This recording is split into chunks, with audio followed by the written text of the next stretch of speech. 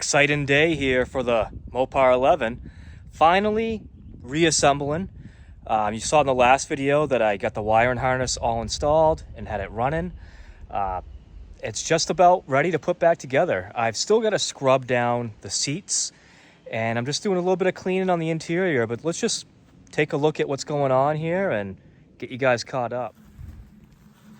So you can see I've still got the whole interior out of the car. I've still got to do some cleanup. I've got a bunch of just clips and stuff everywhere. It's not as bad as it looks. I did have one thing that I may have wrong, and that is that this one reverse light is staying on, and I'm not sure if I might have got a wire wrong, or it could just be that the reverse lights actually are stuck on. Either a switch on the transmission or something in the center console. I've got a replacement seat belt for this side that I got to swap out over here. I still got to clean all this mess up. Like there's a cigarette butt in there, pens, and just stuff I got to clean up and start reassembling, and do some scrubbing, like clean all this sea crap out of there. I got this doesn't seem to be anything wrong with the HVAC section. And I took the stereo apart. Remember I said that it started smoking last time, and then it started reading German on the dash. I took that all apart. There was no really bad components on the boards, but they were a little bit corroded. So I just cleaned it up with some contact cleaner and a toothbrush and just reassembled it, and now the dash is back to reading in English. The 8.4 still doesn't light up, but I'm okay with that for now. That stuff I can change that stuff out later. For now, I really want to get the interior back together. And so that is where I'm at, and gonna just keep going on that. And here we have all the interior pieces that have to go back in the car. A lot of it still has to be cleaned up. Some of it's perfectly fine. But yeah, aside from the seats, which are still upstairs, I gotta bring those down. But like I said, I'm gonna scrub those right down really good. And yeah, if I can get all this stuff in, get the carpets in, we'll be cooking. It looks like a lot, but it's not that bad. I mean, there's like a handful of screws in all of this. I don't even know if it's a handful. It's like almost no screws. So it goes quick. Well, this is really coming together. Get the back seats in. I've still got, it looks like I still got a little bit of residue here. Just kind of wipes off, but cleaned them up pretty good. Could still clean them a little bit more. There's some electronics that I'll have to replace still, like the cigarette lighter here, and there's one inside there. But I just spent like the last 2 hours getting the seat to work. I want to replace the whole bottom of the seats. So for now, though, I just want to make sure I can move it forward and back, because I need to be able to bolt it down. And the position it's leaning at really isn't that bad. I had to take this motor out and completely take it apart, and some of the magnetics, there's a ring of magnets in it, were busted, and I kind of picked out pieces that were jamming it, and then I was able to get the seat working. And then I need a new switch, but I was able to take this one apart, clean it up. Like I said, I'm just making it work for now. It's not staying this way permanently, but if I could get it to work for now, I'd be pretty happy. All that's really left is the passenger seat, and I do still have a problem with where the car thinks it's in reverse.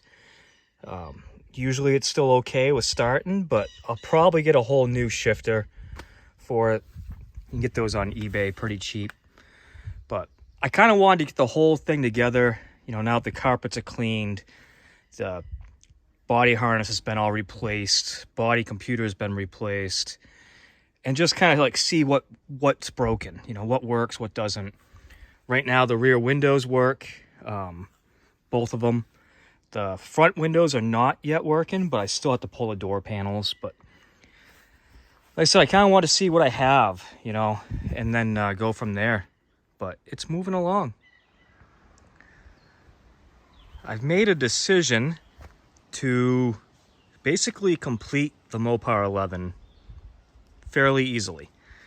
So I have this other 2011 Charger all-wheel drive Hemi. You guys might have seen this in previous videos. I picked it up. It was sort of a basket case. I've made it, you know, pretty nice. And I've been trying to sell it because the idea kind of was I'd buy that car, fix it up, sell it, and that would basically pay for the Mopar 11 and that car. And so the Mopar 11 would almost be sort of like free. It's kind of the goal. Well, I had this car listed for quite a while now, and I can't get anybody nobody's actually looked at the car. It's been listed for like a month or so. I even went and tried to do like a fire sale today of like $6,500.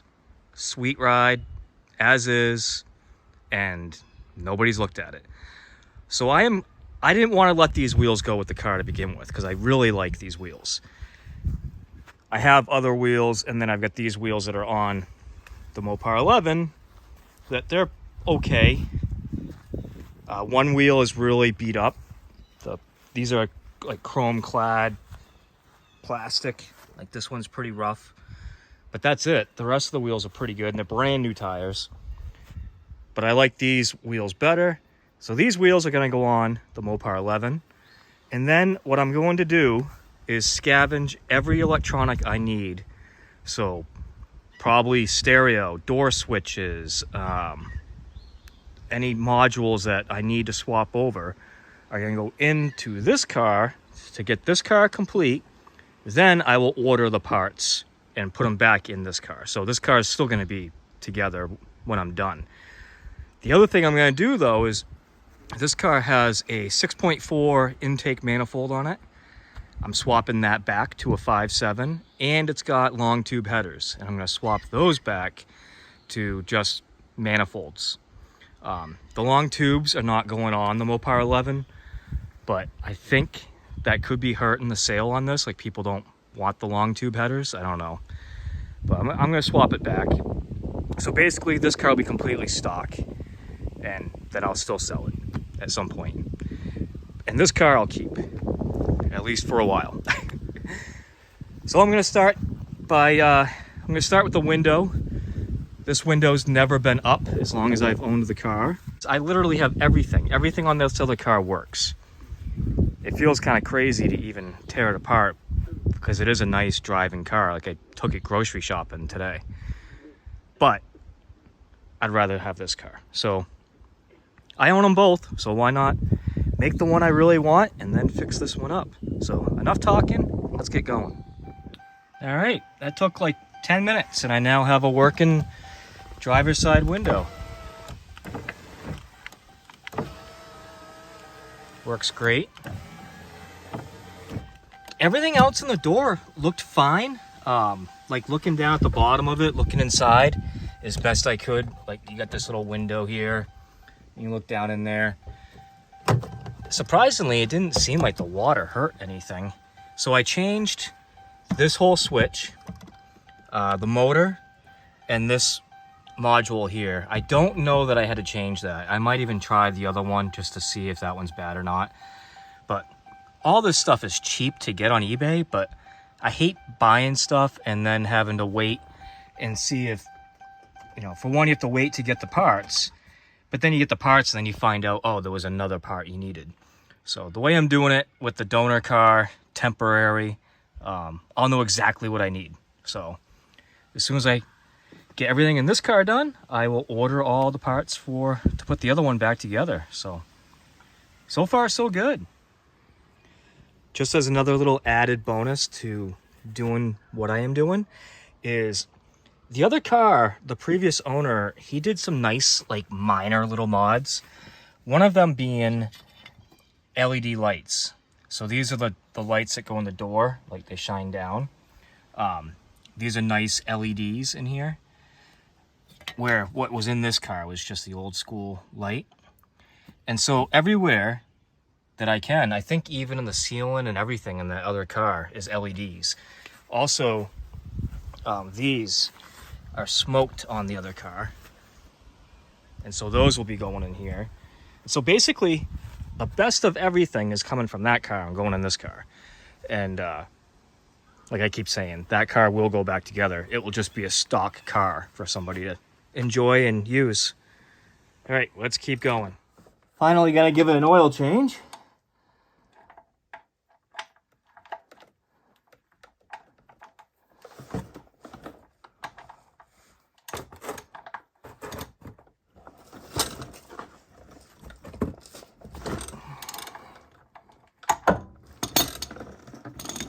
Not expecting the oil to come out of it to be too bad. We'll see. I did have a lot of PB Blaster sitting on the rings and stuff for a while, so it might be a little nasty.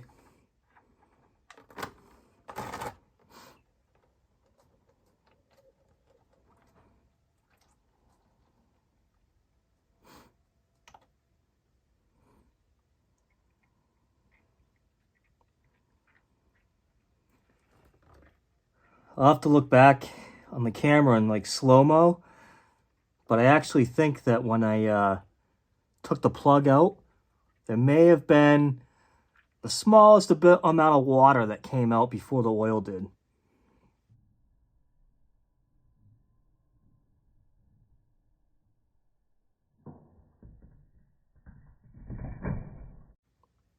But, I mean, the oil looks pretty clean, really. It looks great. So let that drain. Hopefully it doesn't have too much more in it and overflow my bucket here.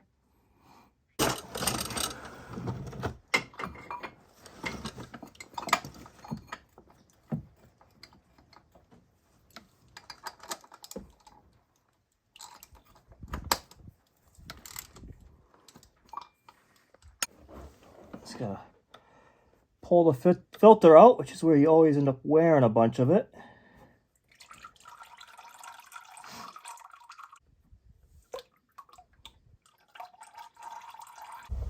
My new filter all set to go on.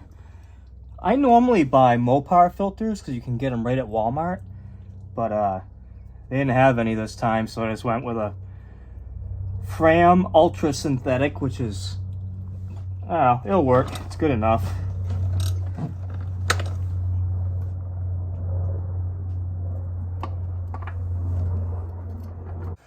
Finally gonna pull the plug on the rear diff here.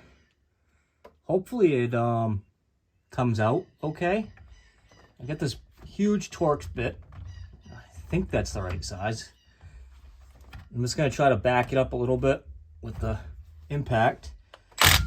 Oh, that was ridiculously easy. So I'm gonna try to just drop it a little and see what's in here. If it's clean oil, I'm not gonna drain it.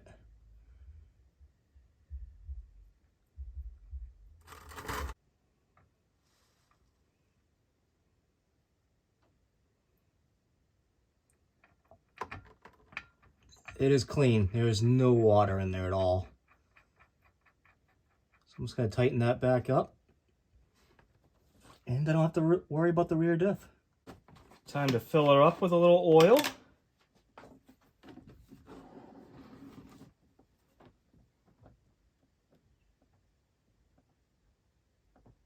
I always use this Pennzoil. I don't have any good reason for it other than I use it and it works good. Another thing I thought would be worthwhile looking at right now while I'm here is there's at least one idler making a lot of noise, and figured I'd take the belt off real quick and just see if I can find exactly which one it is making all the noise.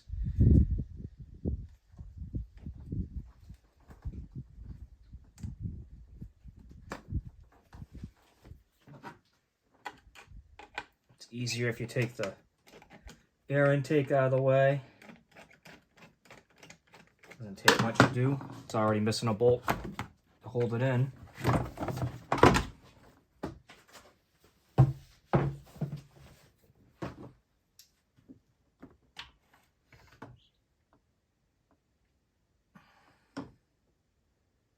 I was hoping I could use my breaker bar with a 3/8 adapter to get on the tensioner down there, but unfortunately there's not enough depth there, enough room. Get myself a little pipe and a ratchet.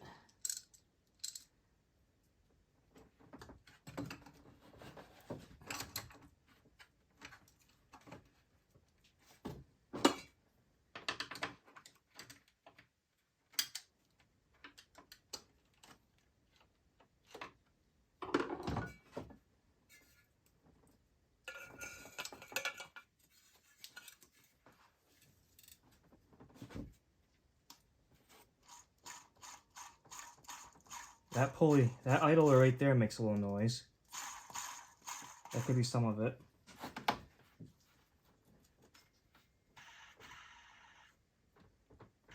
This one over here is not so bad.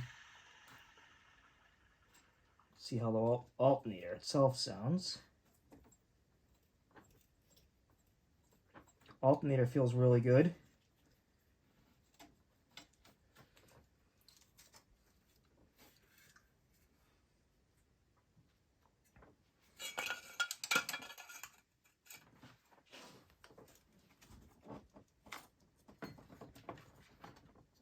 See if I can check the actual tensioner.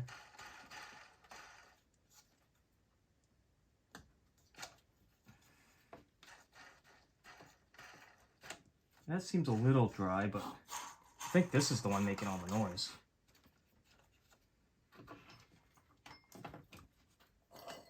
Oh. Found the noisemaker. It's the air conditioner.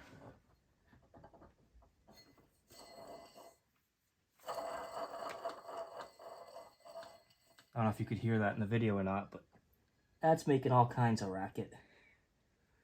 Not gonna bother with that right this second. I got the wheels all swapped over, so I think these are nice wheels. And I also got the front splitter off of it. I think I'll get another one though, because I do like the way it looks. It's just it was all bashed up. So here's the other car. These are the wheels that are going to be on this car now, which they're not bad. I like the other ones better. Now this car, I have some stuff torn apart. Like I said, took some stuff out of it that I'll replace. It's not a big deal. But one thing I did have to replace is the transmission computer, the TCM, transmission control module in the Mopar 11. And I put it in this car. Now, it's weird. The Mopar 11 didn't do this, but this car is complaining the vehicle's not in park. And so it will not let you shift, which is not that big of a deal because I can just push the pink button and shift. And it won't let you shut the car off because it says it's not in park. So I pull the relay for the fuel pump relay. That's why that's out right now. But yeah, so I thought that was kind of weird. It's also possible though that maybe because this is an all-wheel drive car, maybe it has to be programmed. Maybe that car didn't care. I haven't programmed it yet. I'm gonna plug into it and see, what's going on with it. But so far, it hasn't cared. It seems like it's working perfect. But yeah, this car doesn't. So I'm just gonna back this up.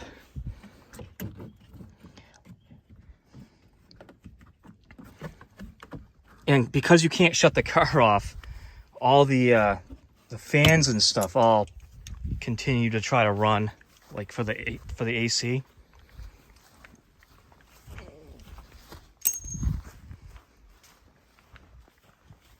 But yeah, nice brown spot in the lawn back there. That'll be a nice spot to park this for a little while,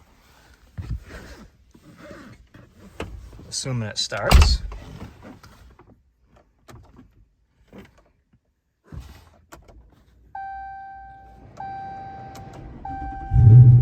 So it still starts right up.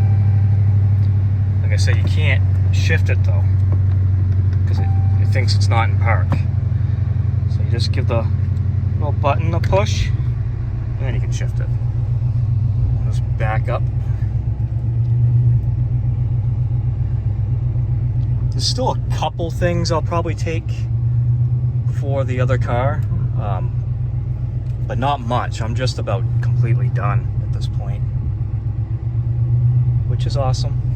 So I'll have some things to order for this car to put it back together and then sell it.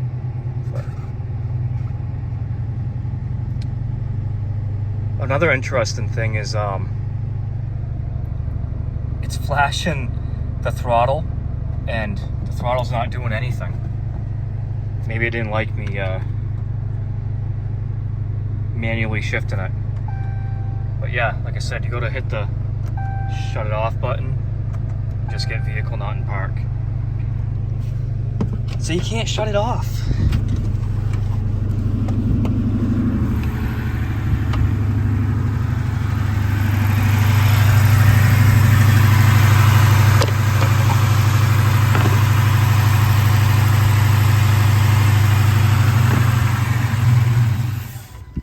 So for now, that's how you shut it off. But I have a new TCM that I'll be ordering for it.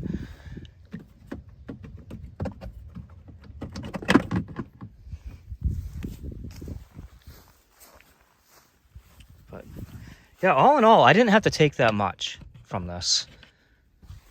It wasn't that bad, but it's stuff that now I don't have to wait for that one. Well, here it is. I'd say it's mostly done. Still gonna have to tinker with it a little bit here and there, but it's ready for the road, really. I think it came out pretty nice. Still got a couple of little things I want to take from the other car, but not a big deal. Got this little bit of paint here that was worn. There was this plastic cover over this window because the window didn't work, but I can fix that. That's like the worst part of the whole car, really.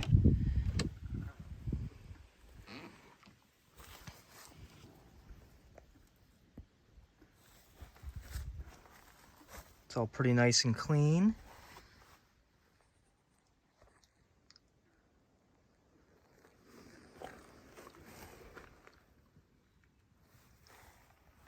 Seats don't look too bad. Not 100% perfect, but not bad at all.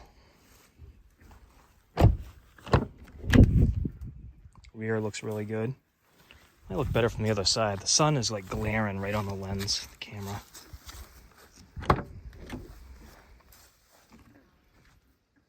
But I gotta vacuum the carpets again too, and I do have floor mats for it.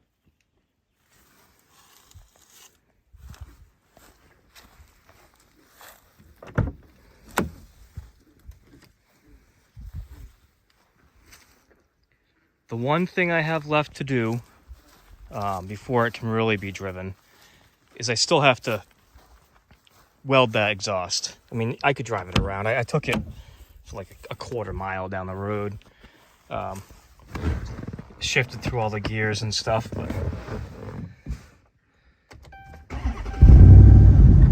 so it's still a little bit loud because of that.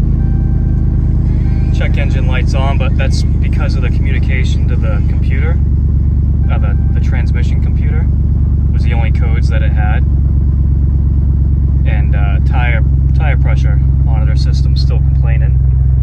But yeah, stereo works, all the speakers work, they're all wired correctly. the nice Mopar 11 T-shift handle. I do have the button that goes on the top. I'm gonna try to like restore that.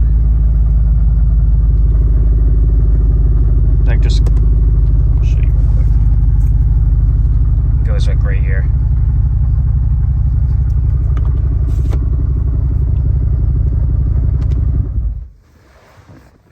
I'm gonna call that pretty much done for my my first flood project. I am aware that there's still more to do, but it's all minor stuff. It's, for the most part, I think it was a success.